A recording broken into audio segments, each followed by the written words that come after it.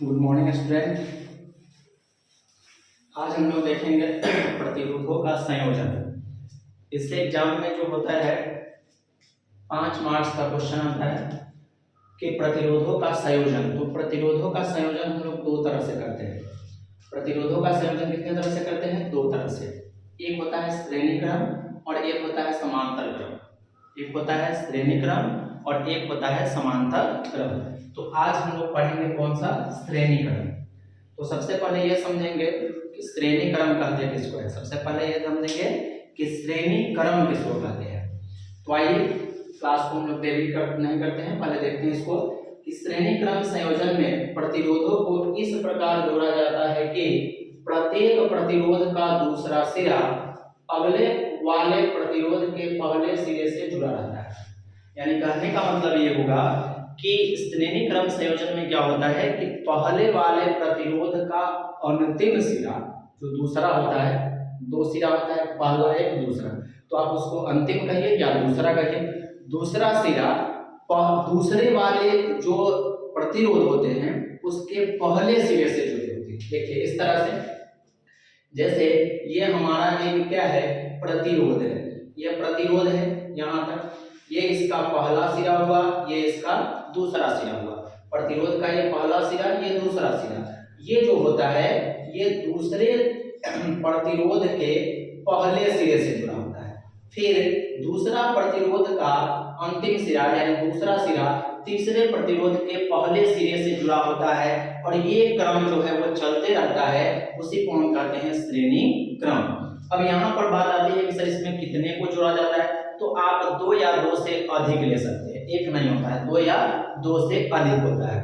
तो श्रेणी क्रम का आप लोग संयोजन का डेफिनेशन समझ गए होंगे कि श्रेणी क्रम संयोजन में प्रतिरोधों को इस प्रकार जोड़ा जाता है कि प्रत्येक प्रतिरोध का दूसरा सिरा यानी प्रत्येक प्रतिरोध का दूसरा सिरा दूसरे प्रतिरोध के पहले सिरे से जुड़ा होता है और इसमें समान धारा प्रवाहित होती है। यानी धारा जो होगी वो समान होगी, बट के धारा नहीं जाएगी, समान धारा इसमें प्रवाहित होती है। तो उसी को हम लोग इसमें आज सिद्ध करने वाले हैं कि R बराबर, श्रेणी क्रम में आप लोग जानते हैं कि R बराबर R1 plus R2 plus R3 हमको क्या करना रहता है? प्रूव करना रहता है। अब किसी किसी के बारे में है कि सर R3 ये ले सकते हैं, आप कितना हम ले सकते हैं, लेकिन R1 और R2 कम से कम 2 प्रतिरोध आपको लेने पड़ते हैं। तो हम लोग यहाँ समझेंगे कि कैसे इसको। सबसे पहले ये फिगर के बारे में समझेंगे।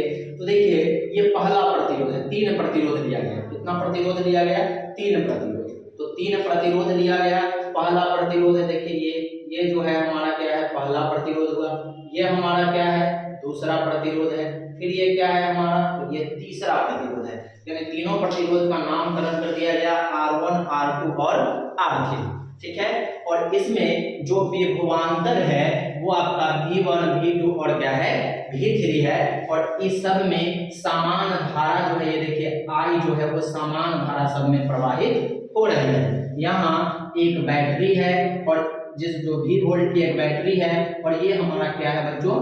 दाब कुंजी। जैसे ही इसको हम लोग जोड़ते हैं इससे धारा प्रवाहित होने लगती है।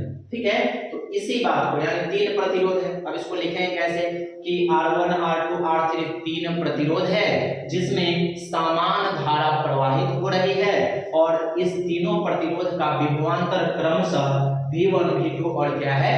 V3 है।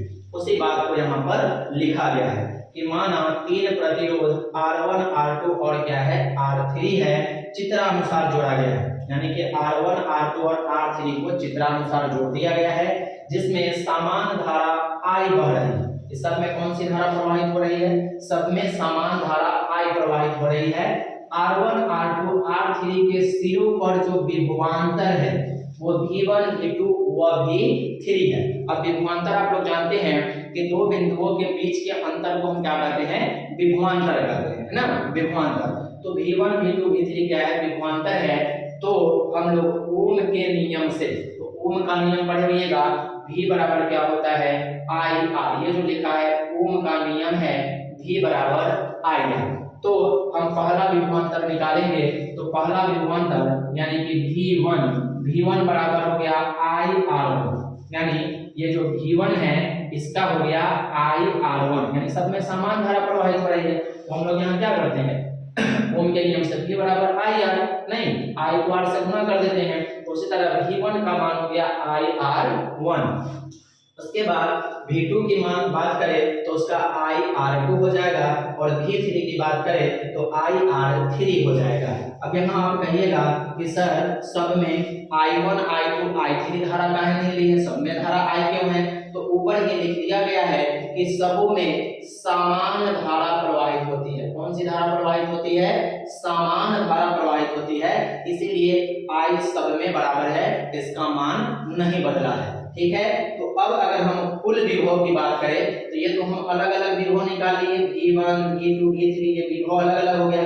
अब कुल विभवांतर की बात करें तो कुल विभवांतर में क्या करेंगे, सबको जोड़ेंगे, तो V बराबर होता है V1 plus V2 plus V3, यानी तीनों विभवांतर को क्या करेंगे, जोड़ देंगे। तो यहाँ पे देखिए V, तो पहला V का है IR1, दूसरा का है IR2, तीसरा का है IR3। तो अब आप कहिएगा सर इसमें कॉमन क्या मिल रहा है, तो देखिए इस सब में हमारा I कॉमन है, तो I को हमने क्या किया, कॉमन ले लिया, यानी V बराबर I और R1 plus R2 plus R3, यानी V बराबर IR होता है। तो यहाँ तीन प्रतिरोध है, ये तीनों प्रतिरोध को एक साथ लिखा हुआ है, यानी यहाँ R ही है लेकिन वो अलग अलग है, R1 R2 R3, और अलग अलग इसलिए है कि हम यहाँ पर तीन अलग अलग प्रतिरोध लिए हैं। अब इस चीज को थोड़ा सा समझिए, अगर हम कह दें, यहाँ पर ध्यान दीजिएगा,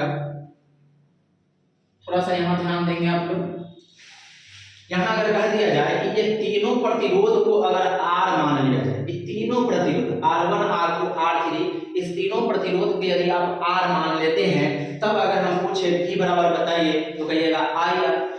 यहाँ पर R1 R2 R3 जब अलग अलग था तो V बराबर IR1, फिर V2 बराबर IR2, फिर V3 बराबर IR3 हुआ था। लेकिन अगर हम यहाँ पे कह दे कि इस तीनों के लिए एक ही हम प्रतिरोध को अगर ले ले जो R है, और इसमें जो है I धारा प्रवाहित हो रही है, तब यदि विभव की बात होगा, यानी विभवांतर की बात होगा, तो क्या होगा, IR होगा। वही चीज यहाँ लिखा है कि यदि R1 R2 व R3 के स्थान पर केवल R हो तब विभवांतर क्या हो जाएगा, IR होगा। ठीक है, तो विभवांतर क्या होगा, IR। तो अब जो हमारा V का मान आया IR, उस V के वैल्यू को यहाँ पे डाल देंगे, यानी जहाँ पे V है वहां पे क्या डाल दिए, IR, जहाँ पे V है वहां क्या डाल दिए, IR, और बराबर में जो इसके बराबर में था उसको लिख दिया गया। तो I से I क्या हो गया, आपका कैंसिल हो गया, तो R बराबर बच गया R1 plus R2 plus R3, और यही हमें प्रूव करना था। ठीक है, तो इस पे आपको कितने नंबर आते हैं, 5 नंबर। फिर से एक बार समझेंगे कि श्रेणी क्रम कहते हैं किसको है। पहले तो श्रेणी क्रम किसको कहते हैं, तो श्रेणी क्रम में क्या होता है कि श्रेणी क्रम में प्रतिरोध को इस प्रकार जोड़ा जाता है कि प्रत्येक प्रतिरोध का जो दूसरा सिरा होता है वो दूसरे प्रतिरोध के पहले सिरे से क्या होता है, जुड़ा होता है, और इसमें समान धारा प्रवाहित होती है, उसी को हम कहते हैं श्रेणी क्रम। अब श्रेणी क्रम में जो है आपको R1 R2 R3 क्या है, ये हमारा प्रतिरोध है, R1 R2 और R3 ये हमारा क्या है, तो ये हमारा एक प्रतिरोध है, और I क्या है, धारा है, और ये V क्या है, वोल्ट, V वोल्ट की बैटरी है, इधर प्लस होता है, इधर क्या होता है, माइनस होता है, और इस सब में समान धारा प्रवाहित हो रही है। तो ओम के नियम सब लोग जानते हैं, V बराबर क्या होता है, IR, V बराबर क्या होता है, IR।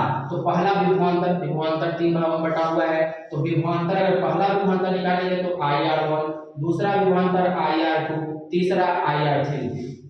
कुल विभवांतर की बात करेंगे तब कुल में क्या कर दिया जाता है, जोड़ दिया जाता है। तो जोड़ने के बाद जो हमें प्राप्त हुआ वो V बराबर I, और ब्रैकेट में है R1 plus R2 plus R3। अब यहाँ आने के बाद यहाँ क्या समस्या आ जाती है कि अब तो यहाँ पे हमें क्या है, इस तीनों का मान है, तो आप जान रहे हैं कि तीनों अलग अलग है, अगर इस तीनों को अगर हम क्या ले ले R, यहाँ 3 प्रतिरोध था इसलिए यहाँ पर R1 R2 R3 है, लेकिन इस तीनों को अगर एक प्रतिरोध केवल R मान लिया जाए तब V बराबर क्या होगा, IR होगा, तब V बराबर क्या होगा, IR होगा। तो अब हमें V का वैल्यू मिल गया, यानी V बराबर क्या मिला, IR। तो जहां भी हमें भी नजर आया, यानी लास्ट में ही आया हुआ है भी, तो इस भी के जगह पर क्या डाल दिए, आर। भी के जगह पर क्या डाल दिए, देखिए यहाँ जो भी था इस भी के जगह पर हमने क्या डाल दिया, आई। अब आई आर डाल दिया और ये पूरा वैल्यू इसका था, उस वैल्यू को लिख दिया गया।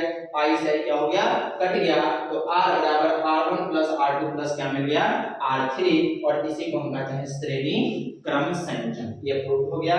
इसको आप अच्छे से देखें क्योंकि ये एग्जाम में जब भी आएंगे आपको 5 नंबर दिलाएंगे, और इस बार के बोर्ड एग्जाम के लिए ये आपका समझिए तो वीवीआई क्वेश्चन है इस बार ये, या ओम का नियम, ये दो चीज है। अभी हमने क्या पढ़ाया, प्रतिरोधों का संयोजन, श्रेणी क्रम, इसके बाद हम लोग देखेंगे क्या, समांतर क्रम। ठीक है।